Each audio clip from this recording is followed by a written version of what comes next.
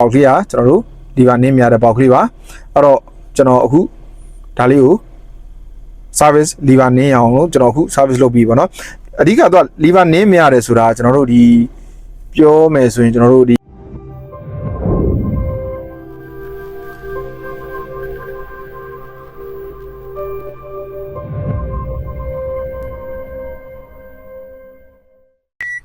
အားလုံးမင်္ဂလာပါ one star မှာကြိုဆိုပါရစေဒီနေ့ကျွန်တော်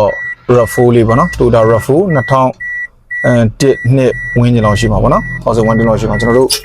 ဒီ71ဘူးလေးနဲ့လာတော့ပါအဲ့တော့ကျွန်တော်မှ cycle ကလည်းဒီပုံလေးပါ okay ဒီကောင်ဖြစ်ပုံကအခုလောလောဆယ်တော့ကျွန်တော်တို့ချက်မီးခုံပြီးတော့မှလုံးလုံးနှိုးမရတာပေါ့နော်ချက်မီးခုံပြီးတော့မှလုံးလုံးနှိုးမြကျွန်တော်တစ်ချက်စမ်းပြမယ်ပေါ့နော်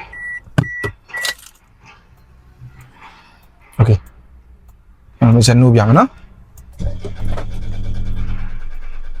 အဲ့လိုနှိုးမရတာပေါ့နော် okay အားလေးကိုကျွန်တော်အခု service လုပ်မှာဖြစ်တယ်နောက်ပြီးတော့ကျွန်တော်ဒီ RAV4 နဲ့ပတ်သက်ပြီးတော့မှကျွန်တော်ရှိမှာ gear ဆောင်းတဲ့အပိုင်းကြီးအမခံနဲ့ကျွန်တော်လုပ်ပြပါတယ် gear ဆောင်းကျွန်တော်တို့ gear ဘောက်ကမဟုတ်ဘဲနဲ့ပေါ့နော်ဒီဘောက်ကကျွန်တော်ကွန်ပျူတာဘောက်ကဖြစ်တယ်ဆိုရင်ကျွန်တော် service လုပ်ပြပါတယ်အဲ့တော့အခုကျွန်တော်ဒီဟာလေးကိုအခု service လုပ်မှာဖြစ်တယ်ပြီးရင်ကျွန်တော်ပြန်ဆန်းပြမယ်ပေါ့နော် okay အဲ့တော့ကျွန်တော်အခုချက်မီးလေးခုံနေတဲ့အဲ့ဒါလေးကိုကျွန်တော်အခုရှင်းထားတာပါပေါ့နော်ကျွန်တော်ဘောက်ကလေးကိုကျွန်တော်ပထမမရတော့အမှားကြီးလေးချစ်ထားတာပေါ့နော် okay အဲ့တော့ကျွန်တော်အခုဒါလေးကိုဆန်းပြမယ် okay ကျွန်တော်ချက်မီးငြိမ်သွားပါပြီ okay အဲ့ဒါလည်းမရှိဘူးပေါ့နော် okay နောက်တစ်ခါကျွန်တော်တို့မှာ gear လေးချက်ထိုးပြမယ်ဒီကောင်တွေကကျွန်တော်တို့ပေါက်လဲရင်တော့မှ gear နောက်ပိုင်းပေါက်တွေတော်တော်များများ gear တွေကအကုန်လုံးစောင့်နေပေါ့နော် okay အဲ့ gear ပေါက်စောင့်တဲ့ဒီ gear ပေါက်မဟုတ်ဘူးเนาะအမှန်တော့ဒီဟိုများသောအားဖြင့်အခုကဘောက်ကဖြစ်နေတာဆိုတော့အဲ့ gear စောင့်တဲ့ error လဲကျွန်တော်ရှိမှနေချင်းပြီးပေါ့เนาะ service လုပ်လို့ရတယ်ပေါ့เนาะကျွန်တော်အခုဒါလေးချက်ထိုးပြမယ်လုံးဝငြိမ်သွားပြီပေါ့เนาะလုံးဝ gear စောင့်တာပြူတာလည်းမရှိဘူးပေါ့เนาะ okay လုံးဝငြိမ်ပြီပေါ့เนาะ okay အဲ့တော့အခုလက်ရှိဒီကောင်လေးကကျွန်တော်တို့ချက်မီးခုံမီလုံးဝနှိုးမရတဲ့ပေါက်ကလေးပါအဲ့တော့ကျွန်တော်ကားလေးရှိတော့ကျွန်တော်နောက်တစ်ပေါက်ကိုကျွန်တော်လီဗာနင်းမရတဲ့ဟာလေးပေါ့နော်ဒီပေါက်ကလေးကကျွန်တော်တို့လီဗာနင်းမရတဲ့ပေါက်ကလေးပါအဲ့တော့ကျွန်တော်အခုဒါလေးကို service လီဗာနင်းအောင်လို့ကျွန်တော်အခု service လုပ်ပြီးပေါ့နော်အဓိကတော့လီဗာနင်းမရတယ်ဆိုတာကျွန်တော်တို့ဒီပြောမယ်ဆိုရင်ကျွန်တော်တို့ဒီ hardware တစ်ခုခုပေါ့နော်ဒီ engine ဘက်ကနေပြီးတော့သူအရေးကြီးတဲ့အပိုင်းတစ်ခုခုကျွန်တော်တို့ပြတ်သွားတဲ့အပေါ်မှာ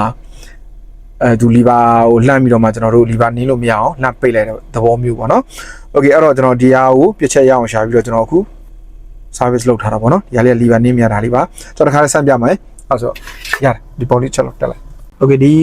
RAV4 တွေမှာအခုကဒါ1001 2ပတ်ချလဲပေါ့နော် RAV4 တွေမှာတော်တော်များများကတော့ကျွန်တော်တို့လဲမယ်ဆိုရင်တော့မှကျွန်တော်တို့ဥမာပေါက်လုံးလုံးလစ်သွားတော့လဲမယ်ဆိုရင်တော့မှကျွန်တော်တို့လဲမဲ့ပေါက်ကလေးတွေ gear စောင့်နေပေါ့နော်အဲ့ဒီပေါ်မှာကျွန်တော်တို့အခုက service လုံးလုံးကျွန်တော်တို့ဒီဘောက်ကိုလဲကြမလို့တော့ပေါ့နော်ကျွန်တော်တို့ lever နင်းမရတာပဲဖြစ်ဖြစ်နောက်ပြီးတော့ကျွန်တော် gear စောင့်တာပဲဖြစ်ဖြစ်ဘောက်ကလုံးလုံးနှိုးမရတာပဲဖြစ်ဖြစ်ကြိုက်တဲ့အပိုင်းကနေကျွန်တော်တို့ဒီဘောက်အပိုင်းပေါ့နော်ကြိုက်တဲ့အပိုင်းကနေတက်ခဲ့ပါကျွန်တော်ထဲမှာ service လုပ်လို့ရပါပြီအဲ့တော့ကျွန်တော်အခုဒါလေး lever နင်းမရတာဟာလေးကျွန်တော်အခုစမ်းပြမယ်ပေါ့နော် okay ဆက် lever လေးနင်းပြမယ်နော် okay ပါ okay ပါအဲ့တော့ RAV4 နဲ့ပတ်သက်ပြီးတော့မှပေါက်ဖြစ်တယ်ဆိုရင်ဘာမှစိုးရင်စရာမရှိတော့ဘူးเนาะကျွန်တော် one star မှာ service လုပ်လို့ရပါပြီပေါက်ကတော့ကျွန်တော်ထင်တဲ့ဈေးရတော်တော်လေးများပါတယ်ဝယ်မယ်ဆိုရင်ပေါ့เนาะအဲ့ရဲ့3ချိုးတချိုးလောက်ပဲကြာမှာပေါ့เนาะနောက်ပြီးတော့ကျွန်တော်တစ်ချက်ဒီမှာပြောချင်တာပေါက်ရဲ့ကျွန်တော်တို့တန်ကြီးရဲ့3ချိုးတချိုးပဲကြာမှာအခုကလက်ရှိဒီကောင်ကကျွန်တော်ထင်တယ်07လာမယ်71လာမယ်ပေါ့နော်နှစ်ခုလာမယ်07နဲ့71နှစ်ခုလာမယ်ပေါ့နော်ဘယ်ပေါက်ဝယ်ကျွန်တော်တို့ဈေးရကျွန်တော်ထင်တယ်30ပတ်ချလည်းရှိမယ်ပေါ့နော်အဲ့တော့ကျွန်တော်တို့ service ခါတော့3ချိုးတချိုးဒါပေမဲ့3ချိုးတချိုးဆိုတာကျွန်တော်ဒီຢာတွေနဲ့ပတ်သက်ပြီးတော့ကျွန်တော် guarantee ကိုကျွန်တော်3လကျွန်တော်စီးလက်ကပ်ပေးလိုက်မယ်ကျွန်တော် service လုပ်ထားတာကိုစီးလက်ကပ်ပေးလိုက်မယ်နောက်ပြီးတော့3လပေါ့နော်ကျွန်တော်အာမခံပါတယ်တခုကြားထဲမှာပြန်ဖြစ်ခဲ့လို့ရှိရင်ကျွန်တော် service charge ချက်မှမယူပါဘူးကျွန်တော်ဒီတိုင်းပြန်လုပ်ပေးပါဖြစ်တယ် okay အဲ့တော့နှစ်ပေါက်လုံးအခုတော့ အားလုံး okay ဝိုင်းပေါ့နော် okay အားလုံးကြည့်ပြတဲ့အတွက်လည်းကျေးဇူးတင်ပါတယ်ကျွန်တော်နောက်ဗီဒီယိုမှာကျွန်တော်ပြန်ဆောင်ကြတာပေါ့နော်